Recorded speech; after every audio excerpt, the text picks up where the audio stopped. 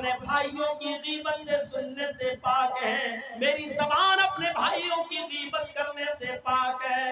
عبداللہ ابن عمر چیخ پڑے، ہاں اے ابو سعید تم بالکل ٹھیک کہہ رہے ہو، شاید یہی وہ عمل ہے، شاید یہی وہ نیکی ہے جس نیکی نے تمہیں جنتی بنا دیا ہے۔ ہم لوگ تو صحابہ کے پاس بیٹھ جاتے ہیں، ہم لوگ تو نماز کے بعد کچھ دیر بیٹھتے رہتے ہیں، ہنسی مذاق بھی کرتے رہتے ہیں، ایک دوسرے کی باتیں بھی ہوتی رہتی ہیں، ہاں یہی وہ عمل ہے شاید جس کی وجہ سے تم جنتی قرار دیے گئے۔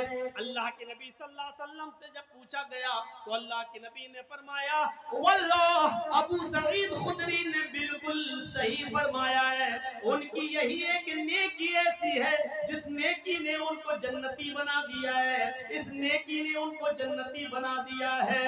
میرے بھائیوں، میں پورا واقعہ بتانے کا میرا مقصد صرف یہ ہے کہ صحابہ کرام یہ دیکھتے تھے کہ اس کو جنتی کیوں کہا گیا، یہ کون سا عمل ہے جو کرتا جو میں نہیں کرتا، بلکہ صحابہ کرام اس عمل کا پتہ لگانے کے لیے ان کے گھر میں مہمان بن کے بھی چلے جایا کرتے تھے کہ کوئی نیک کام ایسا مل جائے جو یہ کرتا ہو اور میں نہ کرتا ہوں تو میں بھی اس کام کو کرنے والا بن جاؤں، میں بھی اس کام کو کرنے والا بن جاؤں۔ میرے بھائیوں، فَاسْتَبِقُوا الْخَيْرَاتِ، نیک کام کرنے میں ایک دوسرے سے آگے بڑھنے کی کوشش کرو۔ یہ دو آیتیں ہیں، نیک کام کرنے میں جلدی کرو، ایک تو جلدی کرو اور دوسرا نیک کام کرنے میں جلدی کرو اور دوسرا نیک کام کرنے میں ایک دوسرے سے آگے بڑھنے کی کوشش کرو، یعنی دوسرا اگر یہ کام کر رہا ہے تو ہم اس سے زیادہ نیک کام کریں میرے بھائیوں، اور بلا ریا اور نمود کے ہونا چاہیے، دکھاوے کے لیے نہیں ہونا چاہیے۔ مثلا کسی نے مسجد کو اگر 1000 روپے چندہ دیا ہے تو آپ اس کو دکھانے اور جلانے کے لیے 2000 مت دیجئے، بلکہ آپ چپکے سے مسجد کی مدد 2000 سے کر دیجئے، مدرسے کی مدد 2000 سے کر دیجئے، 10,000 سے کر دیجئے، اور یاد رکھیے کہ پہلے انسان کا دل نہیں ٹوٹنا چاہیے۔ ہو سکتا ہے کہ اس نے غریبی کے عالم میں خزاں دیا ہو اور آپ کا کاروبار اچھا چل رہا ہے، آپ کا بزنس اچھا چل رہا ہے، آپ اس بزنس کی بنیاد پر 5000 دے رہے ہیں میرے بھائیوں، اس لیے کہا فاستبقوا الخیرات، نیک کام کرنے میں آگے، نیک کام کرنے میں آگے، اچھے کاموں میں ایک دوسرے سے سبقت کرو، آگے بڑھنے کی کوشش کرو، دولت کمانے میں نہیں، پیسہ کمانے میں نہیں۔ جیسے امتحان میں کوئی بچہ اگر محنت کر رہا ہے اور وہ چاہتا ہے کہ میں پورے اسکول کو ٹاپ کروں تو یہ جلن نہیں ہے، تم 2 گھنٹے پڑھ رہے ہو میں 4 گھنٹے پڑھوں گا، تم 4 گھنٹے پڑھ رہے ہو تو میں 5 گھنٹے پڑھوں گا، آپ بھی محنت کریے، یہ بھی محنت کر رہا ہے میرے بھائیوں۔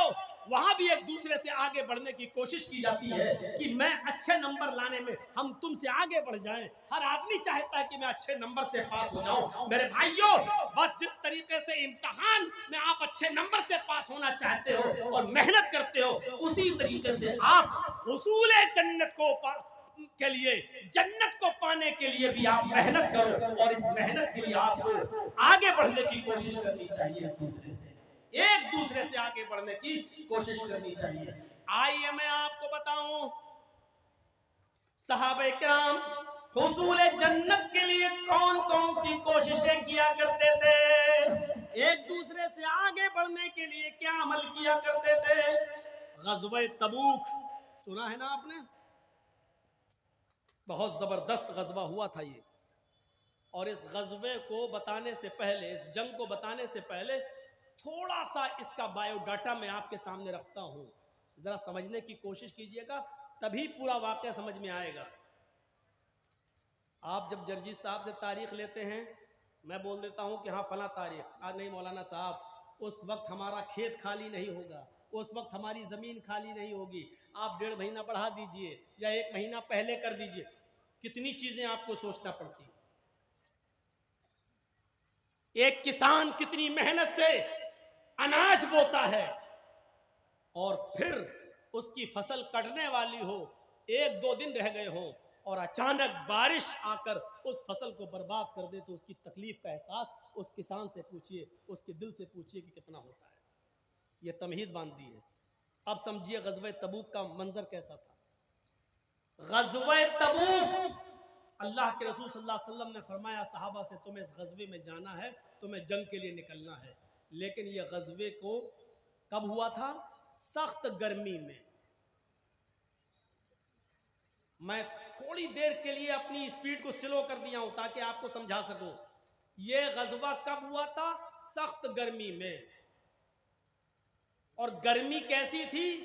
آسمان سے آگ برس رہی تھی، زمین پر اگر کوئی بغیر جوتے کے کھڑا ہو جائے تو چند لمحوں میں اس کے پیروں میں پھلک پڑ جایا کرتے تھے، اتنی گرم ریتیلی زمین، اتنی چلچلاتی ہوئی دھوپ، اور اس سخت گرمی میں حکم دے دیا اللہ کے رسول نے کہ غزوے کے لیے نکلو۔ اور غزوہ بھی کہاں؟ جس شہر میں تم رہتے ہو، جس بستی میں تم رہتے ہو، اس بستی سے 1200 کلومیٹر دور۔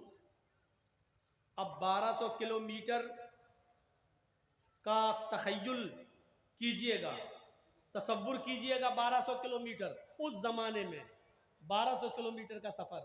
آج کے اس زمانے میں نہیں۔ ابھی کل میں دیو گھر سے بیٹھوں گا فلائٹ پر اور 1-1.5-2 گھنٹے میں ہم لکھنؤ پہنچ جائیں گے۔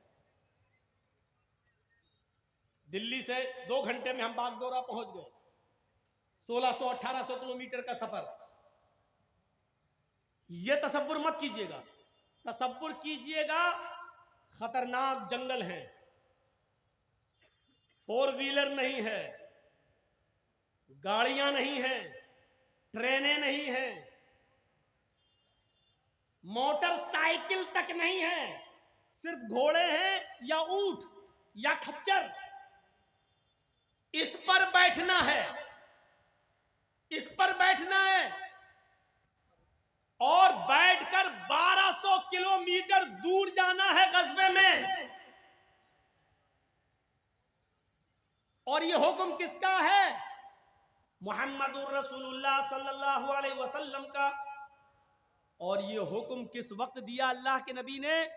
جب صحابہ کرام کی فصلیں، ان کے باغات، ان کی کھیتیاں کھجور کے پھلوں سے پک کر تیار ہیں اور 2 دن میں کھجور کٹنے والا ہے، ان کھجوروں کو مارکیٹ میں بیچ کر ہی پورے سال کا خرچہ چلنے والا ہے، پورے سال کی معیشت اسی کھجور کے بزنس پر ٹکی ہوئی ہے۔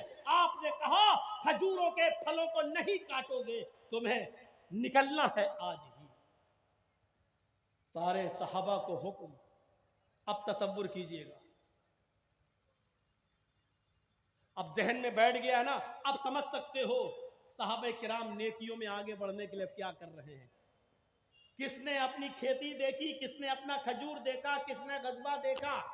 اور یہ بھی گارنٹی نہیں ہے کہ 1200 کلومیٹر جانے کے بعد اس جنگ میں لڑیں گے تو زندہ واپس بھی آئیں گے یا نہیں آئیں گے، اور ہمیں کھجوروں کی یہ پکی ہوئی فصل ہمیں تیار بھی ملے گی یا نہیں ملے گی، اس بات کی بھی گارنٹی نہیں ہے، کیونکہ جنگ میں جا رہے ہیں آر یا پار، یا تو لوگوں کو مار کر، کافروں کو مار کر غازی بن کر لوٹیں گے، یا اپنی گردن کٹا کر شہیدوں میں اپنا نام لکھائیں گے۔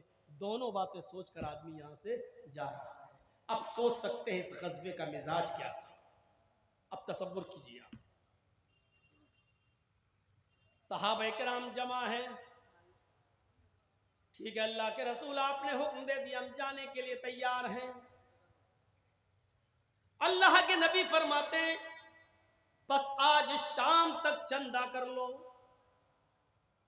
آج تو 2 مہینہ 3 مہینہ پہلے ڈیٹ لی جاتی ہے، پھر مسجد کے چندے کا انتظام ہوتا ہے اور پھر بھیک سی مانگی جاتی ہے، دے دو بھائی، اللہ کا گھر ہے۔ اللہ کے نبی صلی اللہ علیہ وسلم نے پھر چندہ مانگا۔ آپ نے کہا کہ اس غزوے میں شرکت کرنا ہے، گھوڑے چاہیے، اونٹ چاہیے، کچھ کھانے پینے کا سامان بھی چاہیے، کیونکہ 1 دن کا سفر تو ہے نہیں، گھوڑے پر بیٹھ کر، کھچروں پر بیٹھ کر 1200 کلومیٹر کا سفر کرنا ہے، راستے میں زیادہ راہ بھی چاہیے، خرچہ بھی چاہیے، سواریوں کے لیے اونٹ بھی چاہیے، میدان جنگ میں لڑنے کے لیے گھوڑے بھی چاہیے۔ ہے کوئی جو تعاون کر سکے، ہے کوئی جو چندہ لا سکے، جاؤ، جس کے پاس جو حیثیت ہے وہ لے کر آئے۔ خود غریبی ہے، کھجور کٹیں گے، فصل کٹے گی، بازار میں بکے گی، تب پورے سال کا خرچہ نکلے گا۔ کھجور ابھی بکے نہیں ہیں، فصلیں ابھی تیار کھڑی ہیں، ادھر چندے کا بھی اعلان۔ آئے چتر کوٹھی والو، آج کتنا سٹیک منظر آپ کے سامنے آ گیا ہے۔